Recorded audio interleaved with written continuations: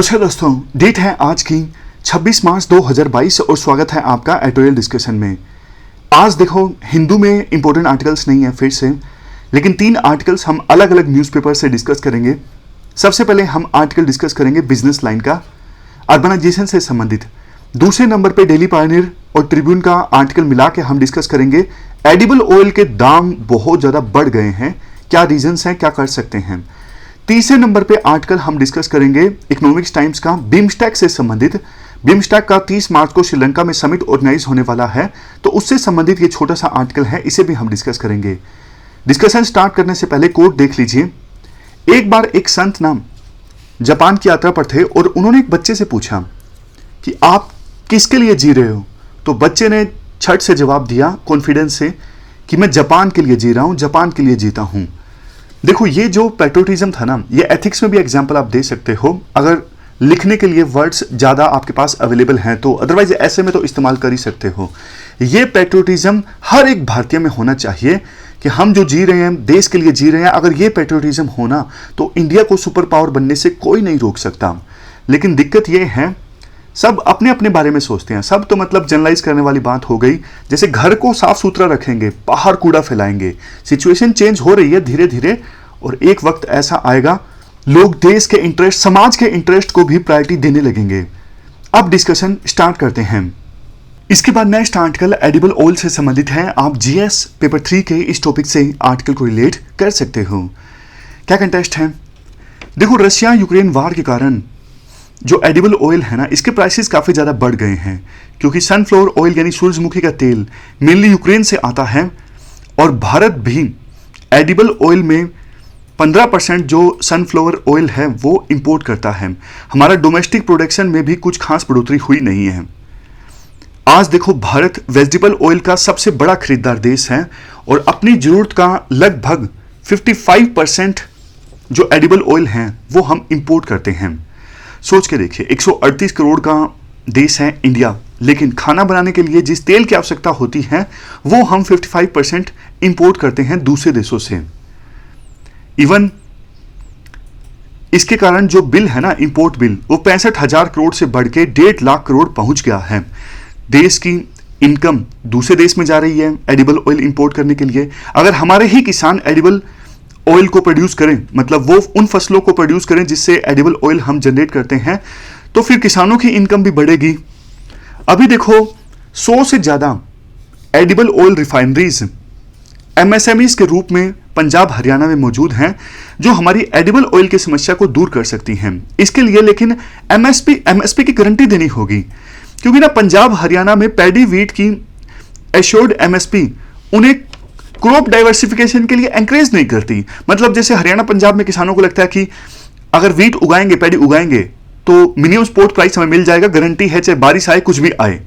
लेकिन अब जैसे देखो, सरसों है, ऐसी ऐसी अनेक फसलें जिससे एडिबल ऑयल प्रोड्यूस होता है। इन फसलों के लिए सरकार एमएसपी दे तो किसानों को इंसेंटिव मिले ना, समझ रहे हो? तो सरकार को वीट पैडी की तरह बाकी वो फसलें जिनसे एडिबल ऑयल प्रोड्यूस होता है उनके लिए भी एमएसपी की गारंटी देनी चाहिए, ताकि किसानों को इंसेंटिव मिले। और इससे देखो, ग्राउंड वाटर की समस्या भी दूर होगी। अभी 2-3 दिन पहले 22 मार्च को वर्ल्ड वाटर डे था। हमने डिस्कस किया किस प्रकार से पंजाब हरियाणा में ग्राउंड वाटर का इतना ज़्यादा एक्सप्लॉयटेशन होता है, समस्या काफ़ी ज़्यादा गंभीर हो चुकी है। जैसे देखो, अपने घर के पास ही में जो हमारे जेई है ना, जूनियर इंजीनियर वाटर डिपार्टमेंट में, जिसको बोलते हैं पब्लिक वेल्थ डिपार्टमेंट, मैंने उनसे पूछा, इतना ग्राउंड वाटर का एक्सप्लॉयटेशन हो रहा है, क्या आपको महसूस हो रहा है? तो उन्होंने बोला कि मेरी सर्विस के दौरान ही कई गांव ऐसे हैं जहां पे पहले आसानी से पानी मिलता था, लेकिन अब वहां पे पानी की गंभीर समस्या पैदा हो गई है मेरे सर्विस काल में ही।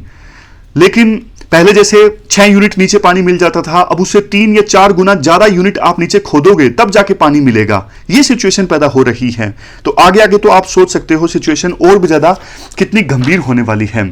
हालांकि देखो, मस्टर्ड सीड की जो प्रोडक्शन है वो हमारे देश में बढ़ी है, 29% तक बढ़ चुकी है, जो कि मोस्टली राजस्थान, यूपी, एमपी की कैश क्रॉप बन चुकी है। ठीक इसी प्रकार से हम मस्टर्ड सीड्स को पंजाब और हरियाणा में भी उगा सकते हैं, तभी हम देखो इंडिया के इंपोर्ट बिल को कम कर पाएंगे।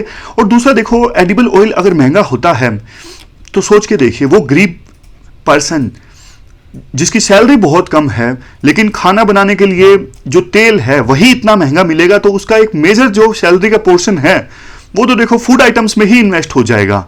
तो क्या वो गरीब परिवार अपने बच्चों पर इन्वेस्ट कर पाएगा, हेल्थ पर खर्च कर पाएगा? तो सरकार को इस पर कुछ अच्छे स्टेप्स लेने चाहिए ताकि एडिबल ऑयल पर अभी हमारी जो दूसरे देशों पर डिपेंडेंसी है ना सिर्फ हम उसे कम कर सकें, हमारे देश में ही आत्मनिर्भर हो सकें एडिबल ऑयल के मामले में, और जो महंगे एडिबल ऑयल अभी मिल रहे हैं उन प्राइसेस को भी हम कम कर सकें। तो ये पूरा आर्टिकल हमने डिस्कस किया एडिबल ऑयल से संबंधित। चलते हैं आगे। फर्स्ट इंपॉर्टेंट आर्टिकल अर्बनाइजेशन से संबंधित है। आप जीएस पेपर 1 के इस टॉपिक से आर्टिकल को रिलेट कर सकते हो। देखो यह जो आर्टिकल है ना वो इंडिया के अनप्लान्ड अर्बनाइजेशन से होने वाले नुकसान और इससे निपटने के लिए कुछ स्टेप्स भी बताता है। 2011 में क्या हुआ था, वर्ल्ड बैंक ने इंडिया की सिटीज में 5 क्रिटिकल इश्यूज बताए थे। सबसे पहले पुअर लोकल गवर्नेंस, जो लोकल गवर्नेंस है म्यूनिसिपैलिटीज जैसे, इनका जो कामकाज करने का तरीका है ना काफी खराब है। दूसरा, वीक फाइनेंस ऑफ सिटीज अपने आप से रेवेन्यूज जनरेट नहीं कर पाती, स्टेट या फिर सेंटर पर डिपेंडेंट रहती हैं अपना कामकाज करने के लिए। तीसरा, इनएप्रोप्रिएट प्लानिंग, देखो प्लानिंग अच्छे से नहीं होती, इस वजह से हाउसिंग की और इवन कॉमर्शियल साइट्स की जो कॉस्ट है ना काफी ज्यादा बढ़ जाती है, जमीन बहुत ज्यादा महंगी हो जाती है। क्यों? क्योंकि इनएप्रोप्रिएट प्लानिंग है, प्लानिंग ठीक से नहीं हुई है सिटीज की। इसके बाद जो क्रिटिकल इंफ्रास्ट्रक्चर होता है जैसे पावर, पानी, ट्रांसपोर्ट, इनका बहुत ज्यादा अभाव रहता है इंडियन सिटीज में। और सबसे लास्ट में डेटेरियोरेटिंग इन्वायरमेंट, इंडिया की सिटीज कितनी ज्यादा पोल्यूटिंग है वो आपको भी पता है, आगे भी आएगा। तो ये 5 क्रिटिकल इश्यूज बताए थे वर्ल्ड बैंक ने अपनी 2011 की रिपोर्ट में। लेकिन देखो आज इस बात को 11 साल हो चुके हैं, हम 2022 में आ चुके हैं, ये इश्यूज अभी भी चैलेंजिंग बने हुए हैं।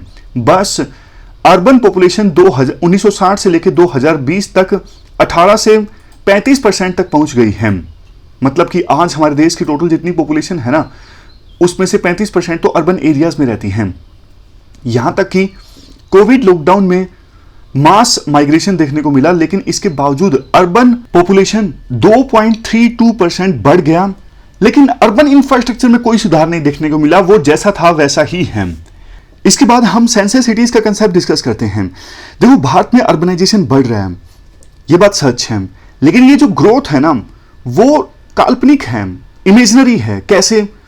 क्योंकि ना अर्बन स्प्रोल्स ज्यादा बढ़ रहे हैं, मतलब कहने को देखो अर्बन एरियाज में लोग बढ़ रहे हैं, और जैसे सिटी है, दिल्ली सिटी है, इसके आसपास का जो एरिया है वहां पर भी लोग रहने लगे हैं जहां पहले गांव हुआ करते थे।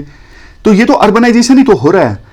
और सेंसस सिटी की जो डेफिनेशन है 75% जो पॉपुलेशन है वो एग्रीकल्चर के काम में नहीं लगी होनी चाहिए, वो भी हो रहा है। बट देखो एक अर्बन सिटी में रहने का जो फायदा होना चाहिए, जो स्टैंडर्ड सिविक एमिनिटीज मिलनी चाहिए, वैसा अवेलेबल नहीं होता, क्योंकि ये जो ग्रोथ है ना टोटली इनअप्रोप्रिएट है। मतलब कि प्लानिंग नहीं है, जहां कहां जगह मिलती है लोग रह रहे हैं बिल्कुल अर्बन एरियाज के आसपास। अथॉरिटीज जो है कुछ प्लान नहीं कर पा रही हैं, ऐसा अर्बनाइजेशन हमारे देश में देखने को मिल रहा है। कोविड काल ने हमारी सिटीज के सारे जो इंफ्रास्ट्रक्चर हैं उनको एक्सपोज करके रख दिया था। लोग बेसिक हेल्थ फैसिलिटीज के लिए तरस रहे थे जो अर्बन टाउन में आसानी से मिलनी चाहिए थी। हमें अर्बनाइजेशन के रिगार्डिंग हमारी जो अप्रोच है उसको बदलना होगा।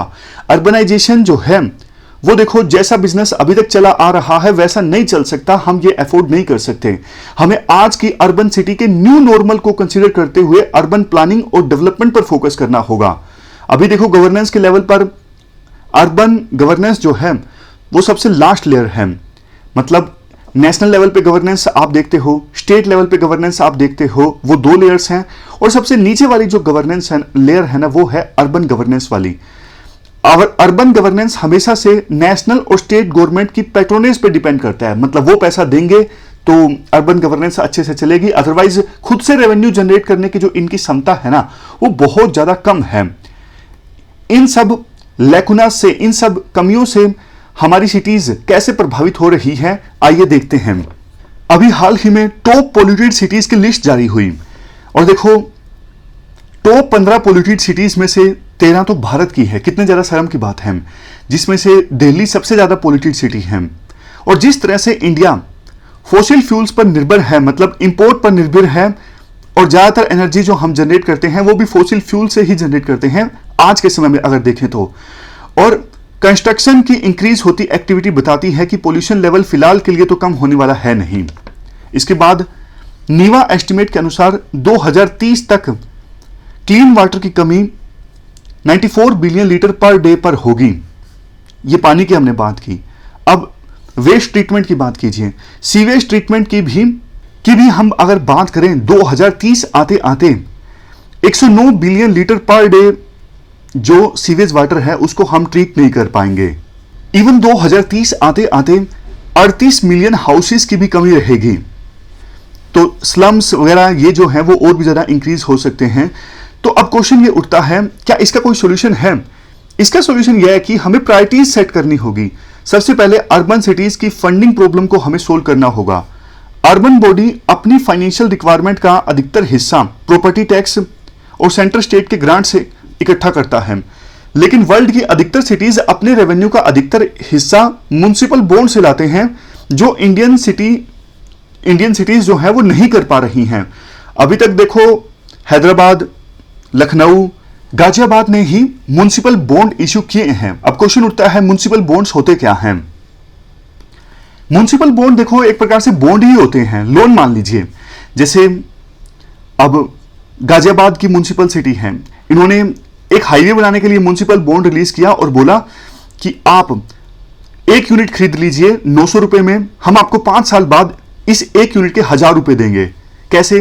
क्योंकि उन्होंने जो हाईवे बनाया है उस पर वो टोल वगैरह लगाएंगे, कलेक्शन करेंगे, और जो फायदा होगा उसको आपको दे दिया जाएगा 5 साल बाद। 900 के 1000 रुपए आपको मिल जाएंगे। ये होता है, सिंपल एग्जांपल है ये म्युनिसिपल बॉन्ड का।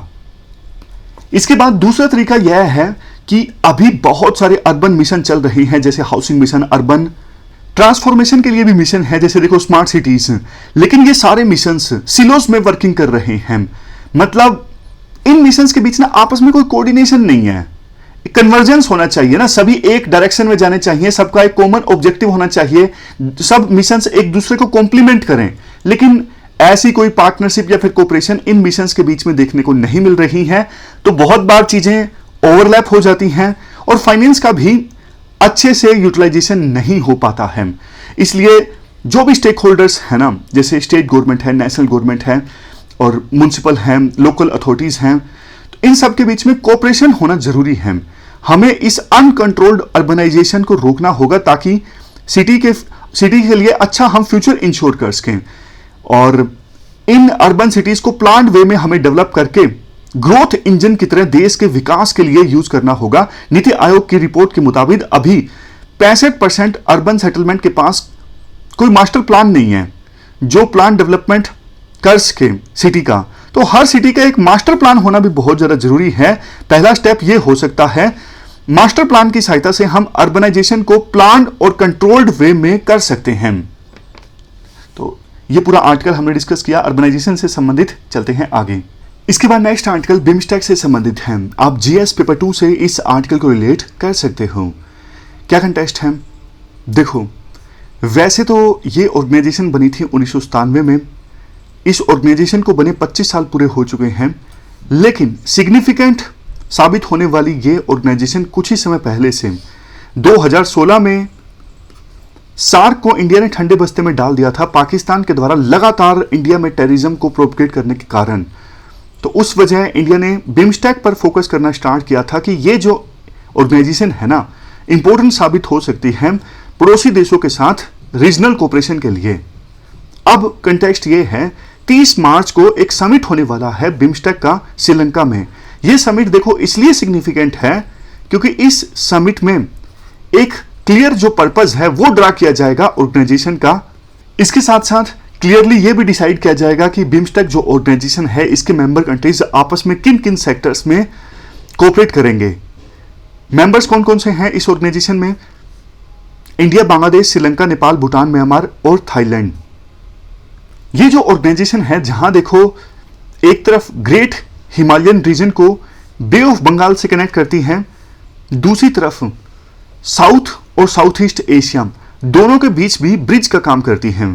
पिछले साल जो वर्चुअल समिट ऑर्गेनाइज हुआ था ना बिमस्टेक का, उसमें ये डिसाइड किया गया था, अभी इस बिम्स्टेक ऑर्गेनाइजेशन के जो 14 डाइवर्स प्रायोरिटी सेक्टर्स हैं ना, इनको 14 के बजाय 7 में डिवाइड किया जाए और हर एक मेंबर कंट्री लीड ले उस प्रायोरिटी सेक्टर में। जैसे देखो, सबसे पहले ट्रेड, इन्वेस्टमेंट एंड डेवलपमेंट, ये बांग्लादेश के पास गया। Environment and climate change Bhutan के पास।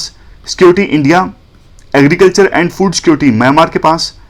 पीपल कॉन्टैक्ट नेपाल के पास। Science technology and innovation Sri Lanka के पास और कनेक्टिविटी थाईलैंड के पास। इस प्रकार से हर एक मेंबर कंट्री ने एक एक एरिया में लीड लेने के लिए कमिटमेंट की। इंडिया की बात करें, इंडिया को देखो सिक्योरिटी मिला है। इंडिया का तो ऑलरेडी एक इनिशिएटिव है इंडियन ओशन कंट्रीज के लिए, सागर मतलब security and growth for all in the region. ये इनिशिएटिव इंडिया की जो ऑलरेडी पॉलिसीज है ना ईस्टर्न कंट्रीज के लिए, जैसे एक्ट ईस्ट पॉलिसी है, नेबरहुड फर्स्ट पॉलिसी है जिसमें इंडिया नेबरहुड के इंटरेस्ट का ख्याल रखता है, तो इन्हीं पॉलिसीज का ये एक्सटेंशन है सागर का मतलब देखो ये है, इंडिया का मानना है कि इंडियन ओशन रीजन में ट्रेडिशनली इंडिया की डोमिनेंस रही है, तो यहां पे कुछ भी होता है, जैसे सुनामी लहरें आ गई या फिर पायरेसी हो गई, कुछ और गलत हो गया, तो ये इंडिया की जिम्मेदारी बनती है इस पूरे एरिया में नेट सिक्योरिटी प्रोवाइड करने की। जैसे देखो, यूएसए पहले अपने आप को ना ग्लोबल पुलिसमैन समझता था। यूएसए को लगता था कि हम एकमात्र सुपर पावर हैं और वर्ल्ड में जो कुछ भी गलत होगा उसको ठीक करने की जिम्मेदारी हमारी है। लेकिन इंडिया को लगता है कि हम ग्लोबल पुलिसमैन तो नहीं, कम से कम इस रीजन में तो पुलिसमैन की भूमिका निभा ही सकते हैं। ये एग्जाम्पल के तौर पर है, आपको कंसेप्ट समझने के लिए एग्जाम्पल है। तो अब देखो, इंडिया के पास चूंकि सिक्योरिटी का पिलर आया है, अब सिक्योरिटी तो बहुत सारी चीजों की हो सकती है। रिसोर्सेज की सिक्योरिटी, कोई एक्सट्रीम वेदर इवेंट हो जाती है, जैसे सुनामी लहरें आ गई, साइक्लोन आ गया, उससे सिक्योरिटी यानी डिजास्टर रिस्क रिडक्शन, और मैरीटाइम सिक्योरिटी। ये 3 कंपोनेंट्स हैं सिक्योरिटी के, आप कह सकते हो। और बिल्कुल लेमैन टर्म्स में अगर बात करें तो देखो, सिक्योरिटी के 3 सब सेक्टर्स हैं। सबसे पहले counter terrorism and transnational crime, दूसरे नंबर पे एनर्जी जो हमने रिसोर्स की बात की, और तीसरे नंबर पे डिजास्टर मैनेजमेंट। कंसर्न्स देखो और भी काफी ज्यादा हैं, जैसे टेररिज्म से संबंधित कंसर्न है, sea piracy, undocumented migration, human trafficking, illegal unreported and unregulated fishing. ये तो सिर्फ टिप इन द आइसबर्ग है, ऐसा आर्टिकल में कहा जाता है। लास्ट में अगर कंक्लूजन की बात करें तो ये बोला जाता है, पोटेंशियल देखो बिम्स्टेक में काफी ज्यादा है, लेकिन बिम्स्टेक अभी तक अपने पोटेंशियल को अचीव नहीं कर पाया है, जिसके बहुत सारे रीजंस भी हैं। जैसे इंस्टीट्यूशनल फ्रेजिलिटी, मतलब इंस्टीट्यूशन जो है वो कमजोर है। वीकनेस ऑफ सेक्रेटरिएट, बताइए बिम्स्टेक का सेक्रेटरिएट कहाँ पे है? ये है ढाका में। फंडिंग ज़्यादा नहीं मिलती, क्लियर गाइडलाइंस का अभाव है। अब उम्मीद ये की जाती है ये 30 मार्च को श्रीलंका में जो बिम्स्टेक का समिट ऑर्गेनाइज होगा, इसमें क्लियर ऑब्जेक्टिव ड्रा किए जाएंगे और बाकी जो भी इश्यूज है ना उनको एड्रेस करने की कोशिश की जाएगी, ताकि बिम्स्टेक जो ऑर्गेनाइजेशन है अपने ट्रू पोटेंशियल को अचीव कर सकें। तो ये थी हमारी आज की डिस्कशन। फिलहाल इस डिस्कशन में इतना ही है, हमने 3 इश्यूज डिटेल से डिस्कस किए। Thank you very much for discussion.